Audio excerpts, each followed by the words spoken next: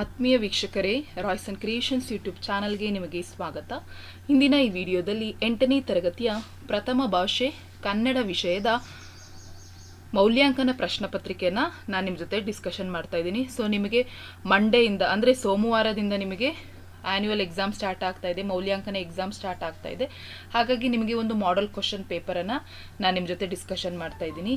ಯಾರೆಲ್ಲ ಮೊದಲ ಬಾರಿ ನಮ್ಮ ಚಾನಲ್ ನೋಡ್ತಾ ಇದ್ದೀರಾ, ಸಬ್ಸ್ಕ್ರೈಬ್ ಮಾಡಿ ಹಾಗೂ ನಿಮ್ಮ ಫ್ರೆಂಡ್ಸಿಗೆ ಶೇರ್ ಮಾಡಿ. ಈಗ ಆಲ್ರೆಡಿ ನಾನು ಒಂದು ಮಾಡೆಲ್ ಕ್ವಶನ್ ಪೇಪರನ್ನು ಮತ್ತು ಒಂದು ಅಭ್ಯಾಸ ಪತ್ರಿಕೆಯನ್ನು ನಿಮ್ಮ ಜೊತೆ ಶೇರ್ ಮಾಡಿದ್ದೀನಿ ಮಕ್ಕಳ.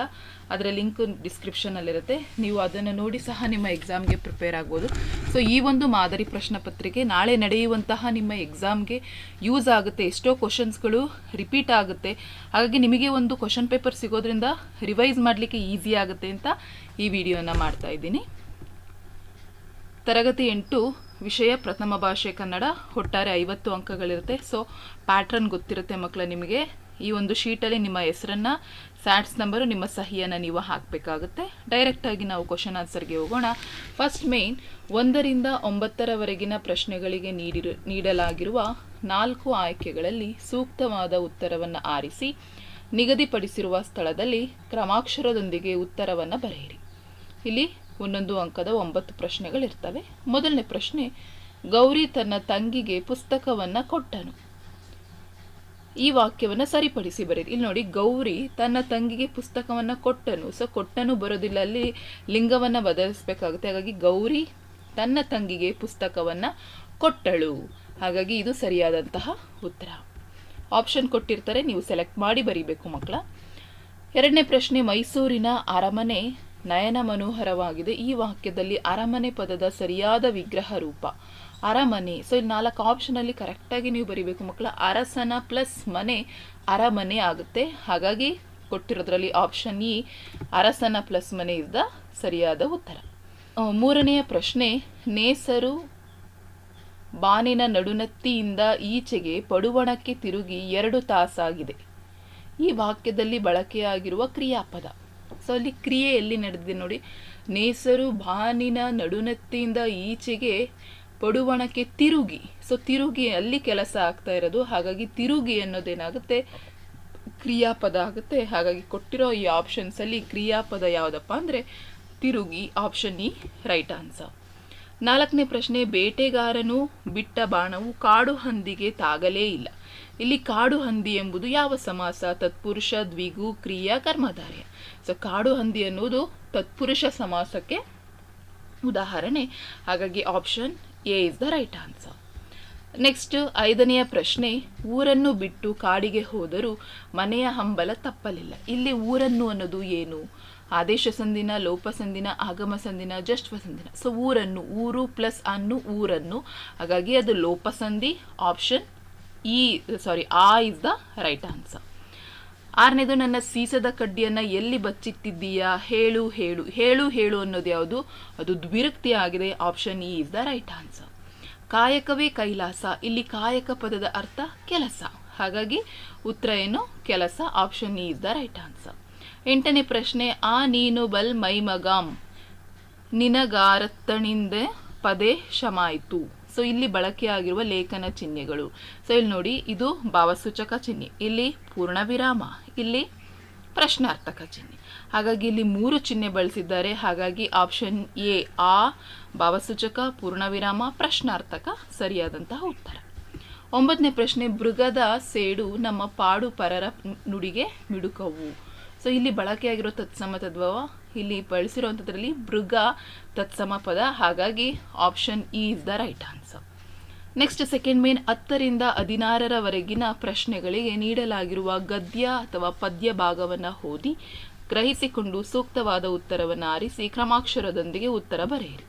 ಇಲ್ಲಿ 7 ಪ್ರಶ್ನೆಗಳಿದ್ದಾವೆ. 10ನೇ ಪ್ರಶ್ನೆ, ಮಹಾತ್ಮ ಗಾಂಧೀಜಿಯವರ ಪ್ರೇರಣೆಯಿಂದ ಕೆಲವು ಶಾಲೆಗಳಲ್ಲಿ ನವೀನ ಶಿಕ್ಷಣ ಪ್ರಾರಂಭವಾಯಿತು.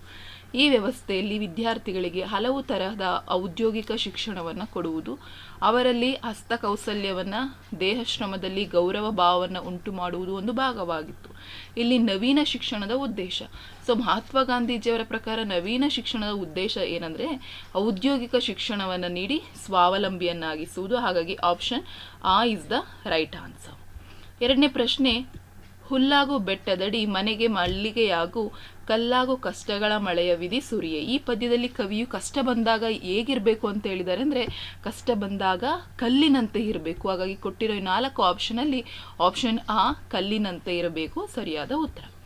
12ನೇ ಪ್ರಶ್ನೆ, ಅಕ್ಕಯ್ಯ ಹೋದಷ್ಟು ದಿನಕ್ಕೆ ಅಮ್ಮ ನಮ್ಮನ್ನ ಕೂಲಿ ಮಾಡಿ ಸಾಕಬೇಕು ಅಂದರೆ ಕಷ್ಟನೇ, ಆದ್ದರಿಂದ ನಾನು ಹೂವಿನ ಗಿಡ ಹಾಕ್ತೀನಿ. ಇಲ್ಲಿ ತಂಗಿ ಹೂವಿನ ಗಿಡ ಹಾಕ್ತೀನಿ ಅಂತ ಹೇಳಲು ಕಾರಣ ಏನಂದರೆ ಅಮ್ಮನ ಕಷ್ಟವನ್ನು ದುಡಿಮೆ ಮಾಡಲು, ಹಾಗಾಗಿ ಅವಳಿಗೆ ದುಡಿಮೆ ಮಾಡಲಿಕ್ಕೆ ಕಷ್ಟ ಆಗುತ್ತೆ. ಹಾಗಾಗಿ option is the right answer. ಅದಕ್ಕೆ ನಾನು ಗಿಡ ಹಾಕ್ತೀನಿ ಅಂತ ಹೇಳ್ತಾಳೆ. 13ನೇ ಪ್ರಶ್ನೆ, ಜೈನರಾದ ಪೂಜಪಾದ ಕೊಂಡುಕೊಂದವರ್ಯರ ಮಧ್ವಯತಿಯೇ ಬಸವಪತಿಯೇ ಮುಖ್ಯ ಮತಾಚಾರ್ಯರ ಶರ್ವ ಪಂಪ ರನ್ನರ ಷಡಕ್ಷರಿ ಮುದ್ದಣ್ಣರ ಪುರದರ ವೇರಣ್ಯ ತಾಯೆ ನಿನ್ನ ಬಸಿರ ಹೊನ್ನಗನಿ ವಿದ್ಯಾರಣ್ಯರ. ಇಲ್ಲಿ ಕವಿ ವರ್ಣಿಸಿರುವ ಕನ್ನಡ ನಾಡಿನ ಪ್ರಮುಖ ಕವಿಗಳು ಯಾರು?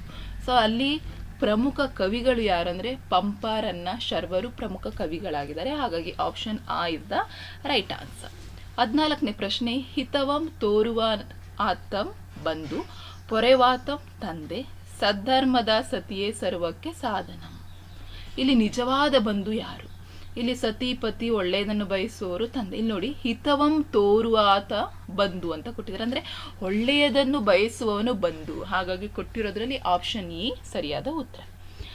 15ನೇ ಪ್ರಶ್ನೆ, ತನ್ನ ದೇಹದಿ ಬೂದಿ ಗಾಳಿಯಲ್ಲಿ ತೂರಿ ಬಿಡಿ ಹೋಗಿ ಬೀಳಲಿ ಭತ್ತ ಬೆಳೆಯುವಲ್ಲಿ ಬೂದಿ ಗೊಬ್ಬರದಿಂದ ತೆನೆಯೊಂದು ನೆಗೆದು ಬರೆ ಧನ್ಯವಾಯಿತು ಹುಟ್ಟು ಸಾವಿನಲ್ಲಿ.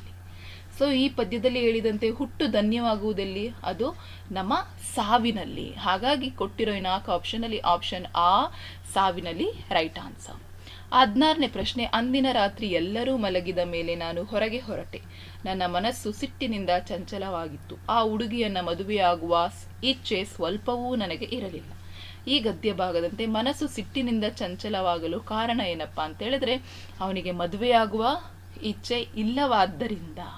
ಹಾಗಾಗಿ ಕೊಟ್ಟಿರೋ 4 ಆಪ್ಷನಲ್ಲಿ ಈ ಸರಿಯಾದಂತಹ ಉತ್ತರ. ನೆಕ್ಸ್ಟ್ ಥರ್ಡ್ ಮೇನ್, 17ರಿಂದ 20ರವರೆಗಿನ ಪ್ರಶ್ನೆಗಳಿಗೆ ನೀಡಿರುವ ಗದ್ಯ ಅಥವಾ ಪದ್ಯದ ಭಾಗವನ್ನು ಓದಿ ಗ್ರಹಿಸಿಕೊಂಡು ಪದ್ಯ ಒಂದೊಂದು ವಾಕ್ಯದಲ್ಲಿ ಉತ್ತರವನ್ನು ಬರೀಬೇಕು. ಮೊದಲನೇ ಪ್ರಶ್ನೆ 17ನೇದು, ಬ್ರಿಟಿಷರು ಅಗ್ಗದ ವಿಲಾಯಿತಿ ಮಿಲ್ಲಿನ ಬಟ್ಟೆಗಳನ್ನು ನಮ್ಮ ದೇಶದಲ್ಲಿ ಹೇರಿಬಿಟ್ಟರು. ಅವೇನು ನಿಜಕ್ಕೂ ನಿಕೃಷ್ಟ ವಸ್ತುಗಳು. ಒಂದೇ ವರ್ಷದೊಳಗೆ ಹರಕು ಚಿಂದಿಯಾಗ್ತಿದ್ದವು. ಬಣ್ಣವು ಒಂದೇ ತಿಂಗಳಲ್ಲಿ ವಿವರಣವಾಗಿ 2 ತಿಂಗಳಲ್ಲಿ ಮಾಯವಾಗ್ತಾ ಇತ್ತು. ಆದರೇನು ಬಹು ಅಗ್ಗ, ಜನರಿಗೆ ಅಗ್ಗವಾದದ್ದು ಬೇಕಾದದ್ದು. ಹಾಗಾಗಿ ಗುಣವನ್ನು ಯಾರು ಕೇಳುತ್ತಾರೆ? ಅಗ್ಗದ ಮಾಲಿನದ್ದೇ ಅಧಿಪತಿಯಾಗಿತ್ತು. ಮಗ್ಗದವರು ಬಿಕಾರಿಗಳಾದರು. ಸೊ ಈ ಪದ್ಯದಲ್ಲಿ ಹೇಳಿರುವಂತೆ ಮಗ್ಗವನ್ನು ನಂಬಿ ಭಾರತೀಯರು ನಿರ್ಗತಿಕಲಾಗಲು ಕಾರಣ. ಸೊ ಇಲ್ಲಿ ಗದ್ಯ ಭಾಗವನ್ನು ಓದ್ಕೊಳ್ಳಿ. ಸೊ ಜನರಿಗೆ ಹಗ್ಗವಾದ ವಸ್ತುಗಳು ಅಂದರೆ ಕಡಿಮೆ ಬೆಲೆಯ ವಸ್ತುಗಳು ಬೇಕಾಗಿತ್ತು. ಹಾಗಾಗಿ ಅವರು ಎಲ್ಲರೂ ಸಹ ಆ ಬ್ರಿಟಿಷರು ಕೊಡುವಂತಹ ಬಟ್ಟೆಗಳನ್ನೇ ಕೊಂಡುಕೊಳ್ತಾ ಇದ್ರು. ಹಾಗಾಗಿ ಮಗ್ಗದಲ್ಲಿ ತಯಾರಿಸಿದ ಬಟ್ಟೆನ ಯಾರೂ ತೆಗೆದುಕೊಳ್ತಾ ಇರಲಿಲ್ಲ. ಹಾಗಾಗಿ ಅವರು ನಿರ್ಗತಿಕರಾಗ್ತಾರೆ. ಇದಿಷ್ಟು ಆನ್ಸರನ್ನು ಬರೆದ್ರೆ ಸಾಕು, ಒಂದೇ ವಾಕ್ಯ ಕೇಳಿರೋದು. ಹಾಗಾಗಿ ನೀವು ಭಾರತೀಯ ಜನರೆಲ್ಲರೂ ಹೆಚ್ಚಾಗಿ ಅಗ್ಗದ ವಸ್ತುಗಳನ್ನೇ, ಬ್ರಿಟಿಷರು ನೀಡುತ್ತಿದ್ದಂತಹ ಅಗ್ಗದ ವಸ್ತುಗಳನ್ನೇ ಕೊಂಡುಕೊಳ್ಳುತ್ತಿದ್ದರಿಂದ ಮಗ್ಗದಿಂದ ತಯಾರಿಸಲಾದ ವಸ್ತುಗಳನ್ನು ಯಾರೂ ತೆಗೆದುಕೊಳ್ಳುತ್ತಿರಲಿಲ್ಲ. ಆದ್ದರಿಂದ ಅವರು ಬಿಕಾರಿಗಳಾದರು. ಇದಿಷ್ಟು ಆನ್ಸರನ್ನು ಬರೀರಿ ಮಕ್ಕಳು. 18ನೇ ಪ್ರಶ್ನೆ, ಹಳೆಯ ಬೀಡು ಬೆಲನಾಡು ಮಾಡಮನಿತೋ ಸುಂದರಂ ಬಿಳಿಯ ಕೊಳದ ಕಾರಕಳದ ನೀಡು ಕರೆನಿತೋ ಬಂಧುರ. ಈ ಪದ್ಯದಲ್ಲಿ ಕವಿ ಹೇಳಿರುವ ಕನ್ನಡ ನಾಡಿನ ಕಲೆಯ ಮಹತ್ವವೇನು? ಸೊ ನೀವು ಇಲ್ಲಿ ಒಂದು ವಾಕ್ಯದಲ್ಲಿ ಬರೀರಿ ಮಕ್ಕಳ.